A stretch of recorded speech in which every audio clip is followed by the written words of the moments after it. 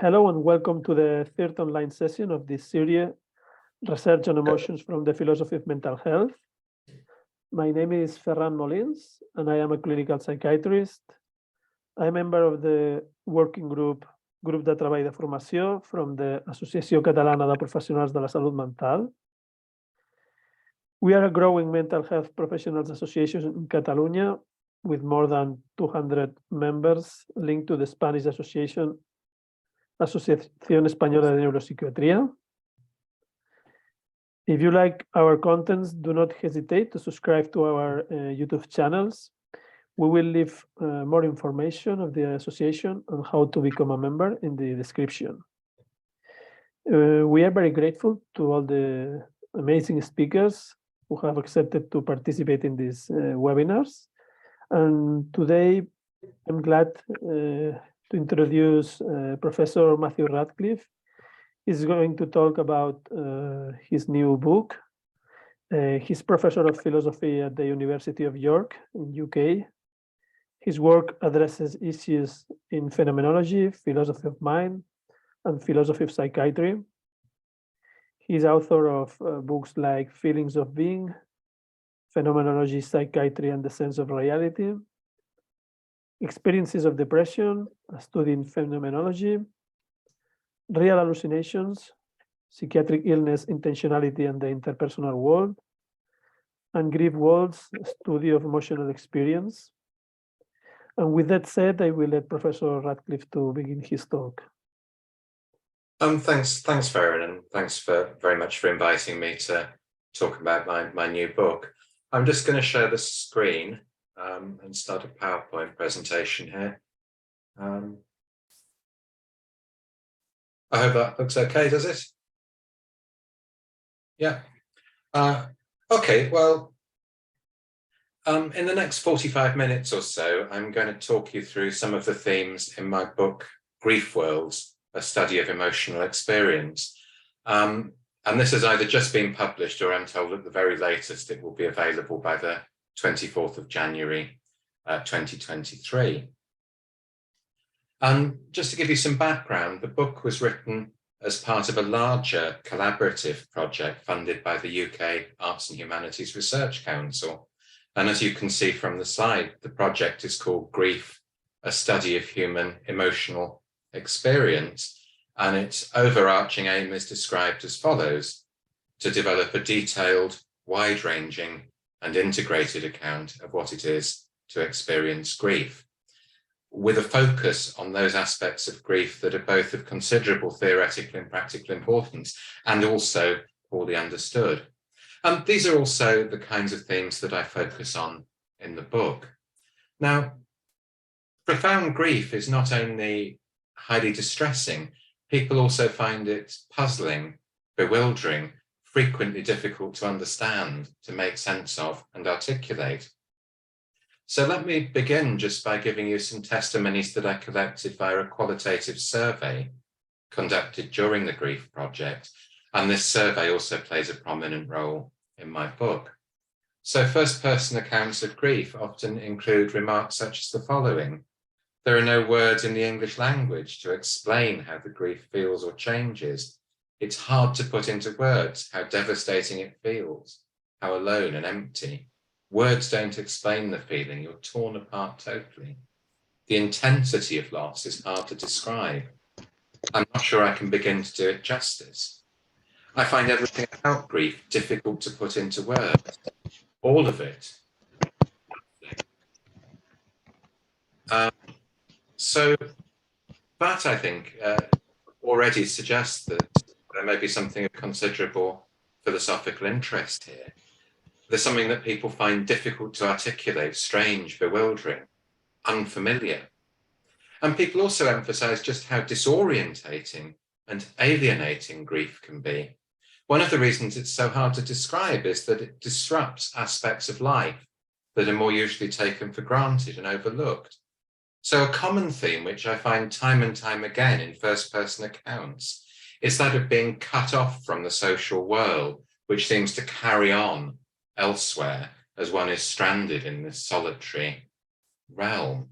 So again, I'll give you some quotations here just to exemplify this. again taken from this survey, which I'll draw on throughout the presentation. So people say things like this: I feel like I no longer belong to the world. Everything continues to happen as before. People carry on enjoying themselves, going out, being with friends, but I'm looking through the window on them like some urchin from a Dickens novel. The surrounding world gets on with life while mine stops. Not just stops, implodes and falls apart. You're in a grief bubble looking out at normality.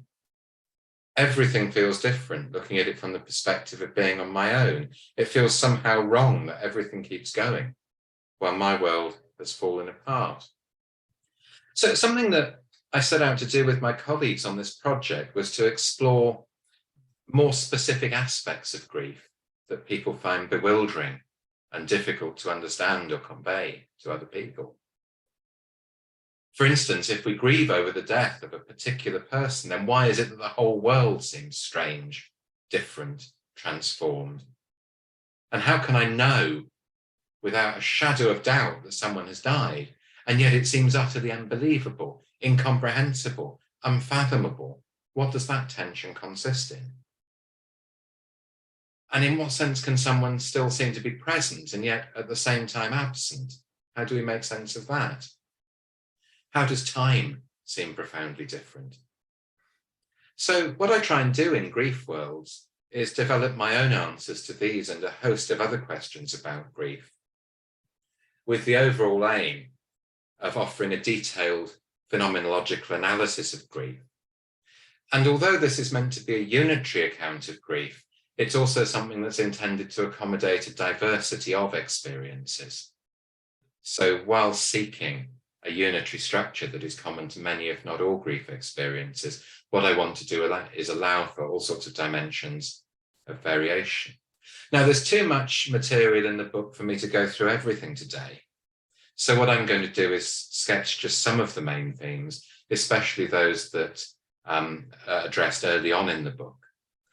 In particular, what I'd like to do is focus on the temporally extended structure of grief, and importantly, how this can be conceived of in terms of a protracted, dynamic disturbance of one's experiential world, hence the title Grief Worlds. And what I want to suggest is that to understand these aspects of grief, its process structure, and how it impacts upon one's experiential world, we need to set aside certain quite prevalent ways of thinking about emotional experience. So you open a philosophy book on emotion, and what you often see is a tendency to focus on brief episodes of emotion, which often concern matters that are of little consequence to a person in their life, like Bob is scared of the barking dog, Sue is happy to see Tim, John is angry about the delayed train, and so forth. So sort of brief, shallow episodes in abstraction from the structure and course of a human life. And this tendency is even more evident in some of the scientific literature on emotion. So, for example, in a very well-known and influential paper by the psychologist Klaus Scherer, he defines an emotion as an episode of interrelated synchronized changes which respond to the evaluation of an external or internal stimulus event as relevant to major concerns of the organism.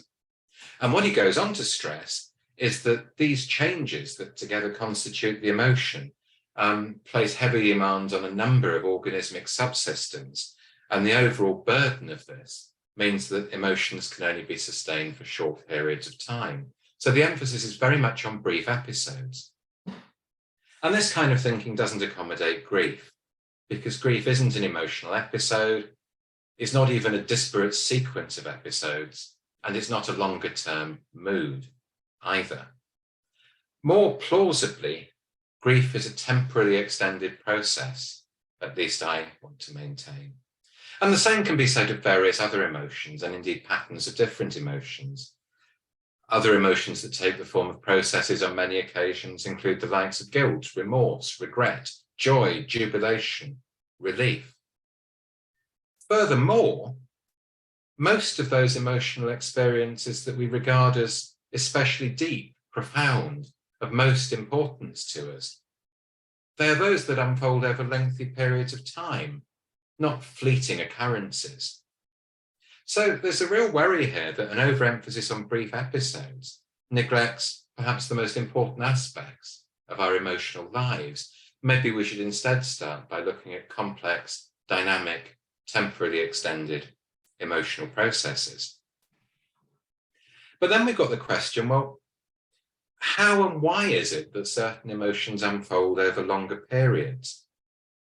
And what I try and do in the book is offer an account of the distinctive, dynamic structure of emotional experience, or at least certain kinds of emotional experiences. And this is something I think has really been missed.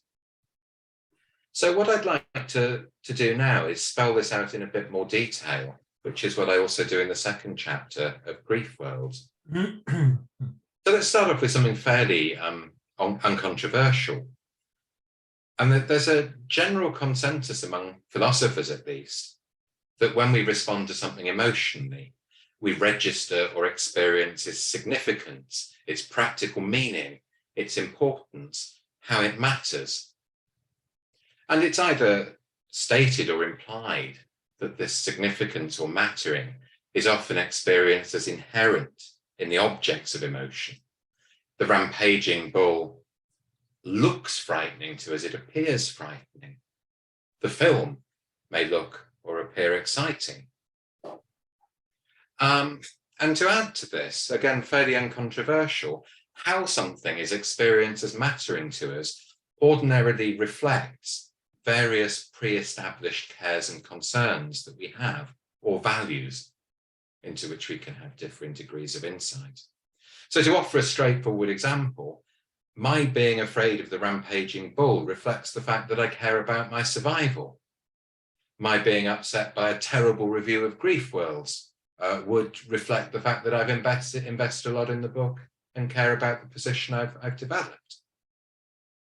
So we can say that the object of an emotion is experienced through an evaluative framework, a kind of background to one's emotional response. But here's what's missing. Here's what we really need to add to start understanding grief and other forms of profound emotional turbulence.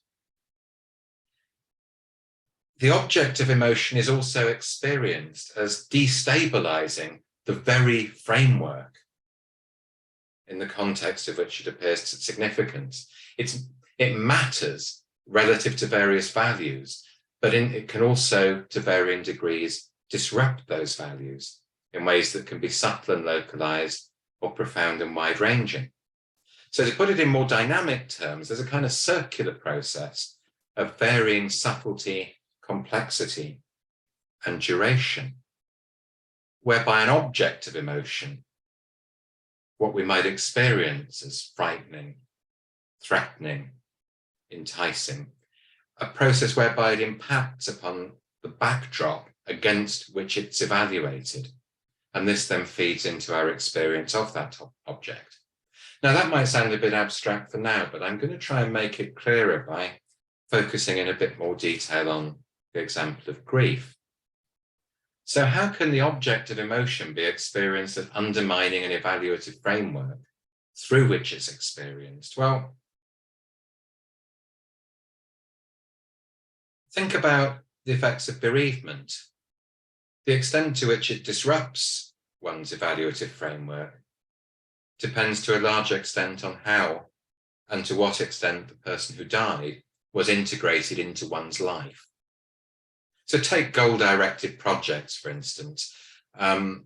Most adult human beings have variably integrated networks of all sorts of goal-directed projects, some short-term, some longer-term, some embedded in others, which are embedded in still others. And we don't have to think too hard to see that a network of projects can come to depend upon an interpersonal relationship in a range of different ways. Some projects only make sense in the light of a relationship.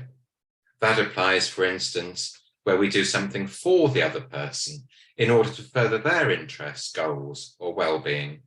It also applies when something is done in order to achieve an irreducibly shared goal, doing something to contribute to our life together, for example. Other projects may continue to make sense after the death, but become practically unsustainable due to that person's contribution. So with a death, we can see that various projects, along with associated habits and expectations, need to be abandoned or revised, and sometimes replaced with alternatives. So things that matter to us, so values that we have, may be embedded in those projects. And when we experience the bereavement, when we respond to it emotionally, we don't just do so in light of established values. We recognize in the process that those values themselves have been or will be overturned. But we shouldn't just focus exclusively on goal-directed projects here. The effects of bereavement aren't limited to these. I mean, all sorts of habitual activities and expectations can come to implicate another person in one or another way. When we expect to see them upon returning home in the evening, when we go for our evening walks together. And the same applies to other pastimes that are irregular and less frequent. It's us who enjoy going to the cinema or to a restaurant together. And even though those kinds of examples reflect the kind of dependence the structure of one's life might have on a partner, one could say similar things about relations with parents, friends, one's children. Our relations with various people are integrated in different ways into the structure of our lives, and our various habits, our projects, our expectations, our habitual patterns of thought come to depend upon those people in a range of ways. So with a death, the whole structure of one's life, the context within which more mundane emotional experiences might arise, all of this is disrupted. And again, this can be illustrated by drawing on first-person accounts, which often refer to this wide-ranging and deep disturbance of one's world, one's life, everything.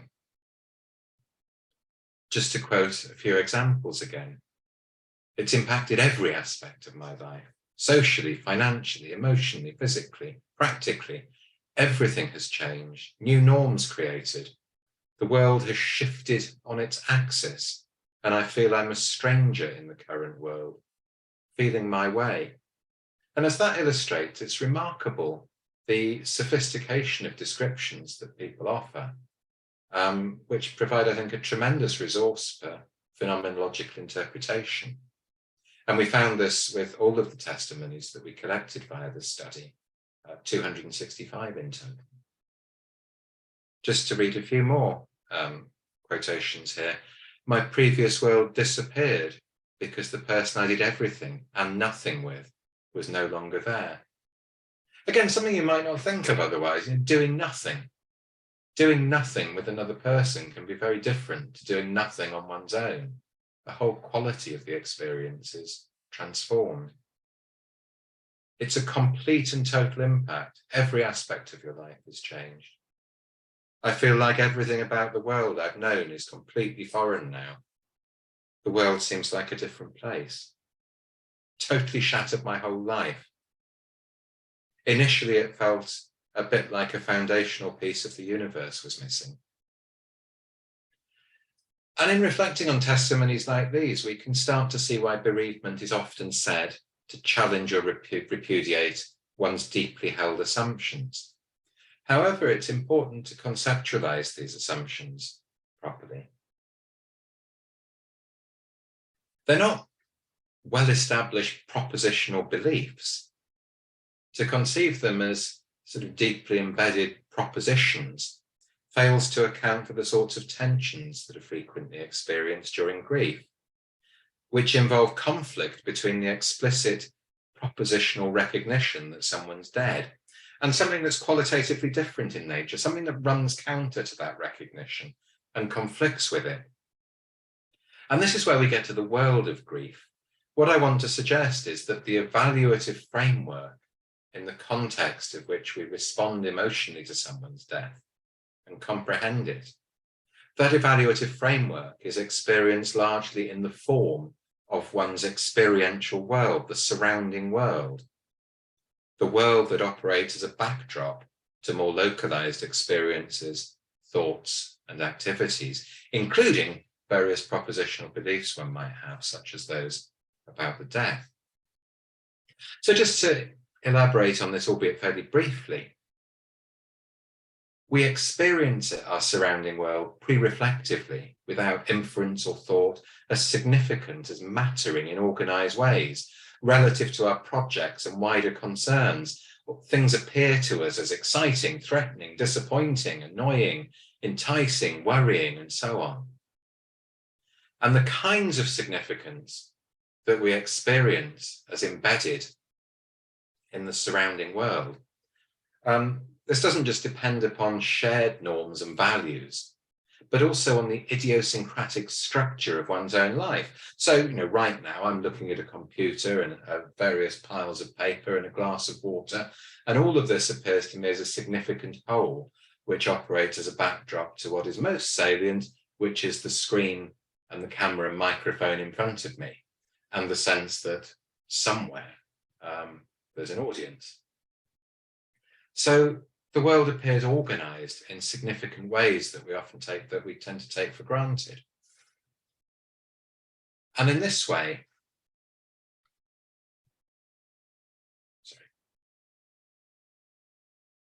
the structure of a life takes on the guise of an experiential world. And what distinguishes emotional experiences, or at least a subset of those experiences, including grief, is that they involve experiencing things as significant in ways that impact on the very world within which they're encountered. I don't know how this works in other languages, but in English we have this colloquial term, pulling the rug out from under our feet. This is what some things do. They pull the rug out from under our feet. They disrupt the world that we take for granted, that we took for granted before we encountered them. And importantly, the practical meanings attached to various things don't, and perhaps can't, change instantly. So when we take in a significant event, when we recognize what's happened, the experiential world doesn't change like that. Rather, the world that one looks at, what stares one in the face, appears radically at odds with what one knows to be the case. The bereaved person might come home from the hospital after the death and continue to be presented with our home, the sofa where we sit, the room we're redecorating, our holiday documents, the park where we walk. And what I spell out in the book in detail is how emotional experiences often involve grasping over time the significance of something for one's world, if you like, the way in which one's world has to change. And so now, at this point, we can see why grief has to take the form of a process. One is tasked with reconciling to varying degrees an experiential world with what has happened. And this can envelop all aspects of one's life and take a great deal of time. So what is experienced emotionally and perhaps explicitly recognized as true within the world can imply the impossibility of one's world. And a striking example of this is Sonali Dharanyagala's memoir, Wave. It's a truly harrowing account of the grief and disorientation she experienced when her husband, both of her children, and both of her parents were killed during the December 2004 tsunami. And at one point she writes, "They are my world. How do I make them dead? My mind toppled." And this conveys this aspect of experience quite strikingly. They are my world. How do I make them dead? The world in which they're not dead still appears. That world persists in the face of what I know to have happened. So For a time then, the fact of someone's death is often described as incomprehensible, unfathomable, unreal, impossible. And that's why. One knows full well what's happened, but continues to inhabit a world that runs contrary to it and experiences the tension between the two. And in grief worlds, I suggest that this exemplifies something important about emotional experiences more generally. Temporally extended emotions and patterns of emotions involve this dynamic relationship between an object of emotional experience and a world in which that object presents itself. Then in the third chapter, I go on to supplement this analysis by turning to the theme of the body in grief. And just in brief, I maintain that other people contribute to the structure of world experience, to the ways in which things appear significant and elicit responses from us. And they do so in a manner that's both comparable to and inextricable from the contributions of our own bodies. So a relationship with a particular person, just like a sense of one's own bodily capacities and dispositions, can act as a kind of experiential background through which we encounter and engage with our surroundings. And if we take this kind of approach, I've argued that it can help us to understand familiar utterances, such as, "It feels as though a part of me has died," or "It's like losing a limb. It's as if I've suffered an amputation. It's as if part of me has been cut off." Now, we could think of this process in grief in terms of the transition from one world to another world, the world of before and the world of after. But that would be wrong. It would be to miss an important aspect of the experience. One doesn't just move from one world to another. Much that is puzzling in grief and disorientating can be understood in terms of the way in which one has to navigate a realm between the two, sometimes hovering in a place between worlds. What do I mean by that? Well, all the habitual patterns and norms that might otherwise have elicited and guided one's emotional experiences, patterns of thought and goal-directed activities can be absent. They haven't been replaced yet, they're gone, lost. So experience situations lack structure. They cease to specify or guide actions or point to patterns of thought or involve consistent expectations. And I think this is a profoundly puzzling form of experience. It's not merely a case of not knowing how to proceed. In fact, one's presented with there being no fact of the matter over whether this action or that action would be most appropriate, maybe no sense of what's coming next on the basis of what's come before.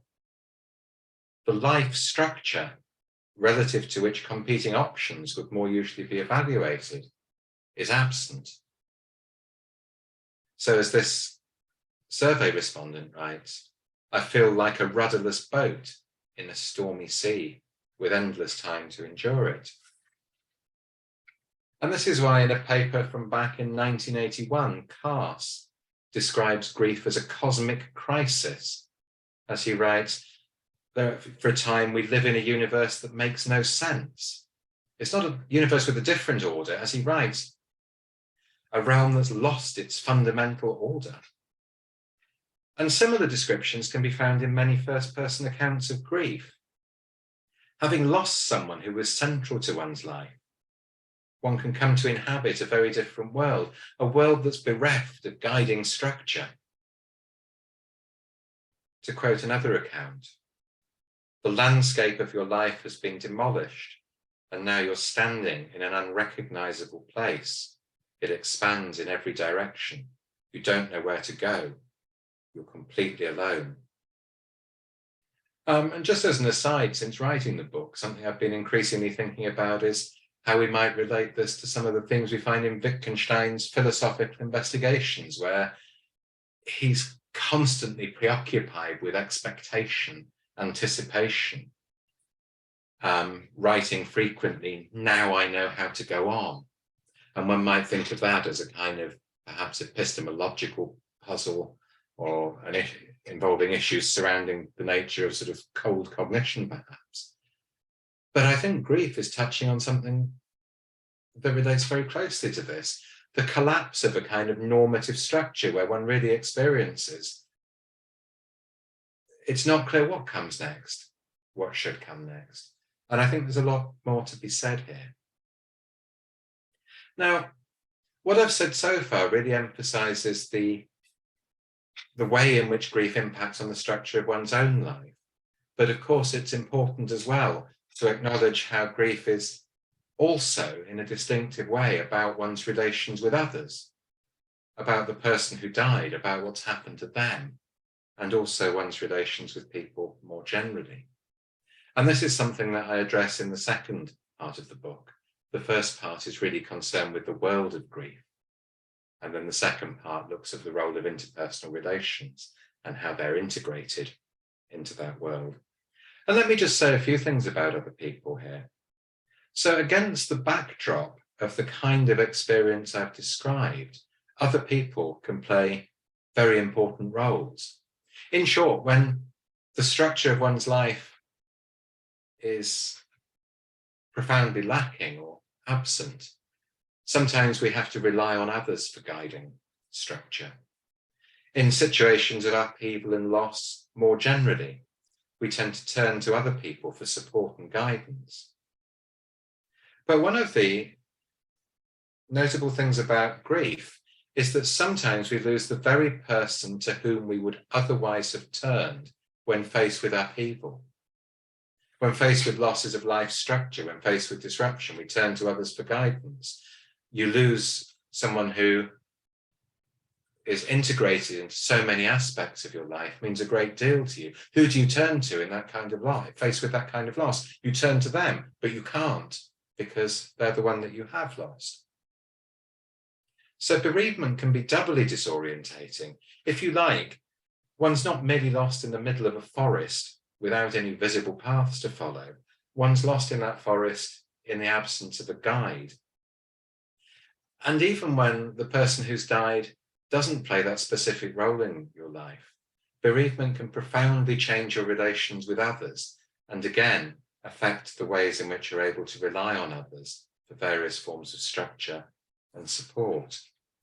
And I found this quotation particularly revealing. It really stresses quite evocatively the many, many ways in which one's life can be integrated with another person and how one can come to rely upon that person for guidance, support, structure, a sense of interpersonal connection.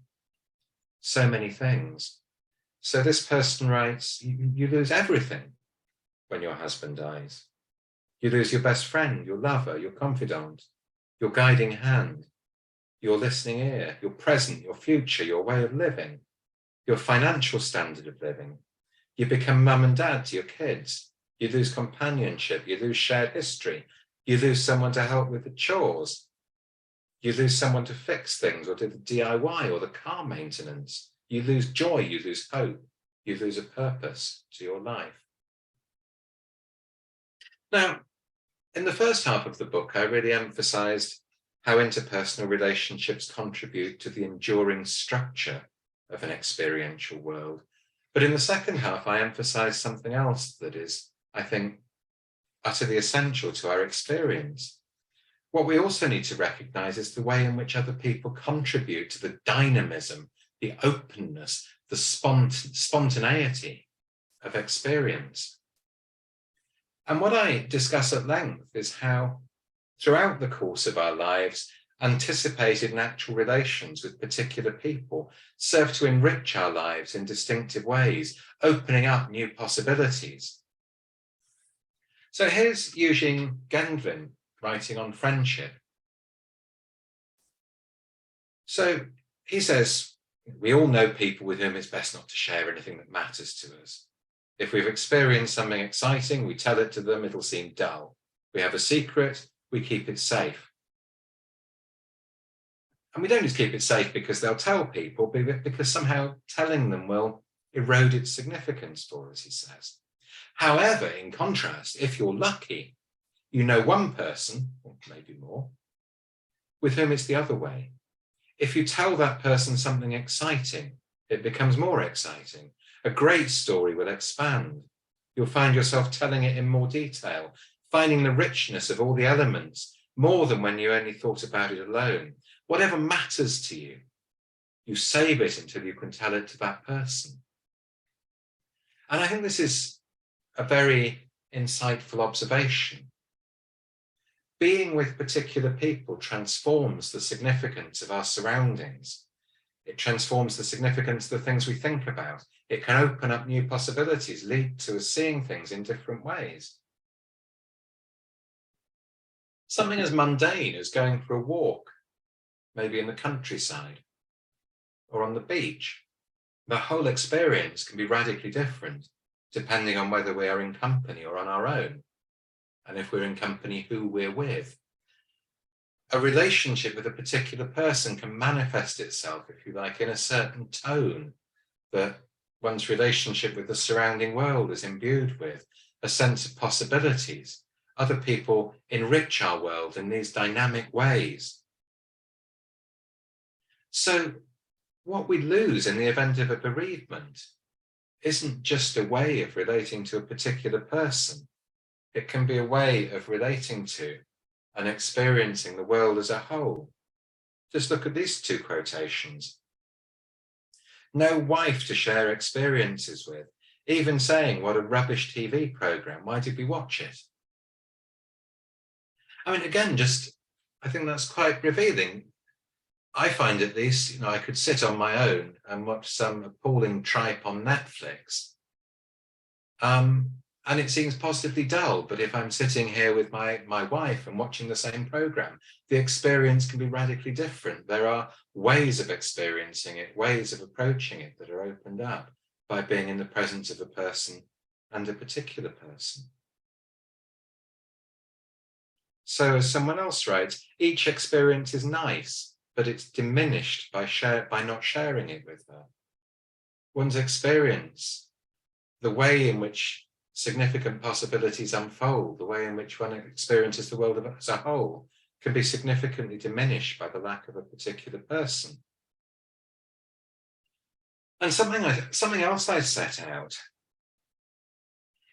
is how these kinds of relations can play a really important role in sustaining the capacity for hope.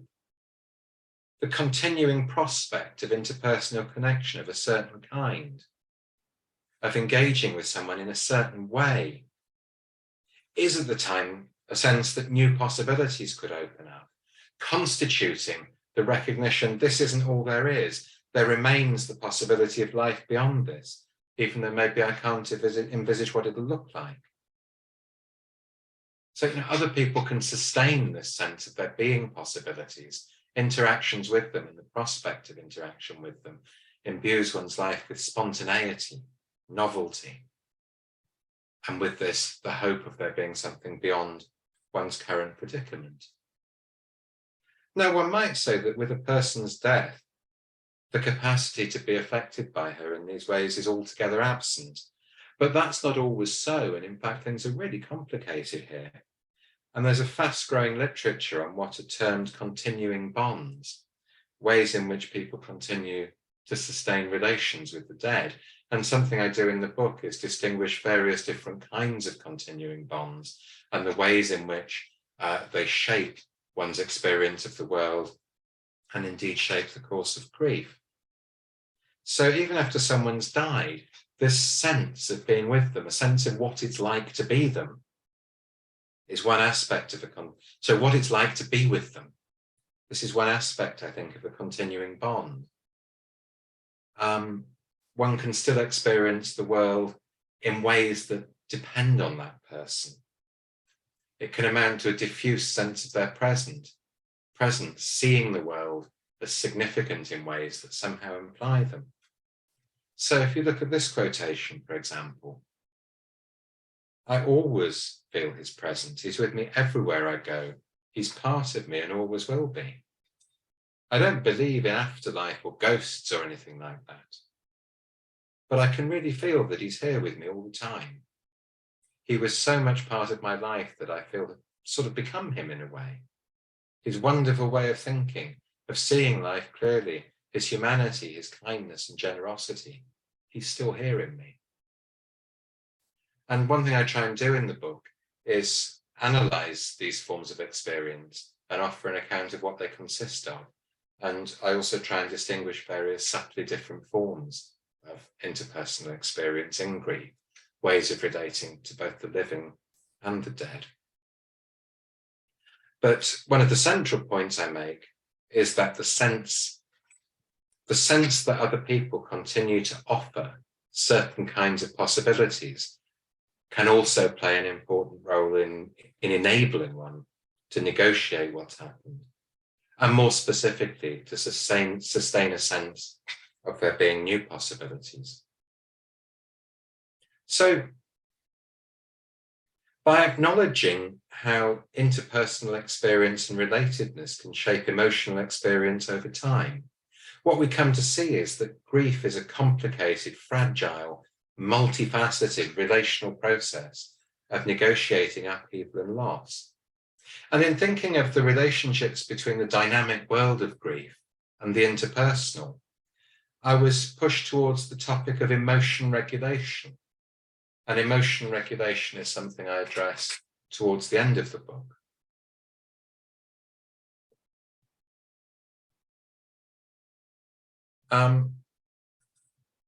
So there's a big literature in psychology on emotion regulation, but a lot of this concerns processes that are internal to individuals that regulate their own emotions, various conscious and non-conscious strategies. Furthermore, there's an emphasis on brief emotional episodes. But I think it's really important to consider the distinctive nature of emotion regulation in temporally extended emotional processes in the context of upheaval, such as grief. And in these cases, what really needs to be emphasized is the ways in which the course of an emotional process, its unfolding, is dependent upon the presence or absence and nature of interpersonal and social relations. So when it comes to grief, the crucial point is that we're not dealing simply with an emotional process that needs to be regulated. Rather, insofar as grief involves a profound disruption of one's experiential world and interpersonal relations, grief involves engaging with a loss of regulatory structure that might otherwise have served to shape emotional experience. Grief can't be regulated in a mundane way because grief involves being faced with the loss of the structure that usually regulated one's life, one's emotions included. So we need to think of emotion regulation in grief in terms of regulating something that is itself involved in navigating dysregulation. And I emphasize that the interpersonal is absolutely central here. Looking through some of the emotion regulation literature, we can see an emphasis on how emotion regulation isn't simply endogenous. We regulate each other's emotions in all sorts of different ways. It's been argued by one author, as you can see on this slide, that we in our social environments are inextricable, necessarily entwined in the generation of affect. Others have emphasized emotion regulation not through processes internal to the individual, but through patterned dyadic interactions between individuals. We can also look at larger units such as families. And once we've got that far, we can turn to the absolutely enormous literature on attachment from infancy to adulthood, much of which is relevant to interpersonal and social dimensions of regulation. And as I mentioned, when one's own life is profoundly disrupted, when the structure of one's world is lacking, one can turn to others in part to provide what is absent. But there are numerous different ways in which interpersonal and social regulations and interactions might be said to shape or scaffold the course of grief. And I discuss some of these in the book. For instance, relations with others can help to sustain aspects of one's life that remain partially intact.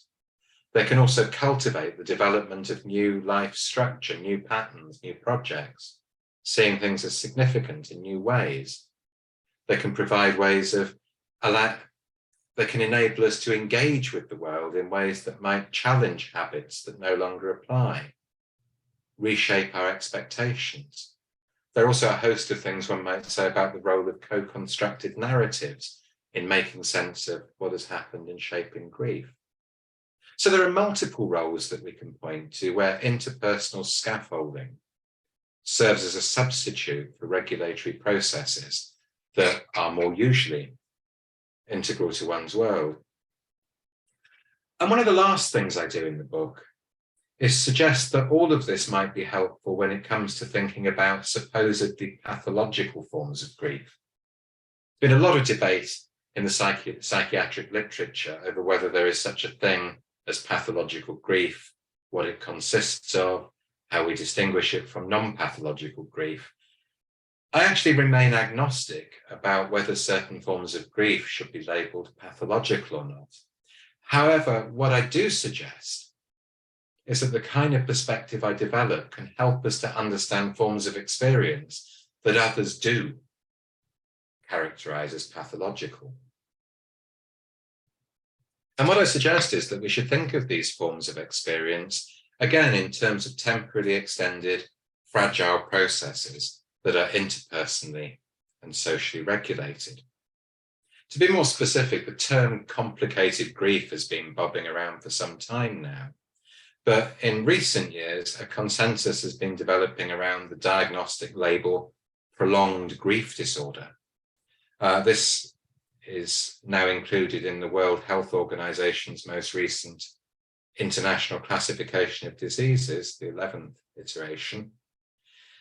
And there we find prolonged grief disorder described as a persistent and pervasive grief response, has to last for at least 6 months, outside of cultural norms, involves preoccupation, longing, all sorts of painful emotions, disengagement from social activities, impairment of personal, family, social, educational, occupational function, and so on. The American DSM-5 instead opted initially for the catchy term persistent complex bereavement disorder, and this was a diagnosis to be considered for inclusion in future editions. However, with the conclusion of discussions that began in 2019, I think, it's instead been agreed fairly recently that the diagnosis prolonged grief disorder should appear in the 2022 text revision of DSM-5, and the diagnostic criteria are fairly similar but not the same. So thinking of these kinds of classification, the description associated with them, how should we think of prolonged grief? Well, one option would be to conceive of it in terms of a world that, for whatever reason, fails to change so as to accommodate what has happened. And here we could see how the interpersonal would be absolutely central. For one's world to change, for one's world to adapt, one has to engage with the social and interpersonal world in certain ways. But there's another kind of experience, I think, that's equally compatible with at least some descriptions of pathological grief, and I think it's been under-recognized or at least under-described. And this is where one's stuck between worlds, where there's a pronounced and pervasive sense of indeterminacy, lack of direction. And this could lead to something like prolonged grief when it's combined with a lack of access to interpersonal and social processes that might otherwise enable one to navigate this disturbance of one's world. So consider, for example, a kind of experience characterized by disorientation and indeterminacy, combined with a pervasive sense of detachment and estrangement from others.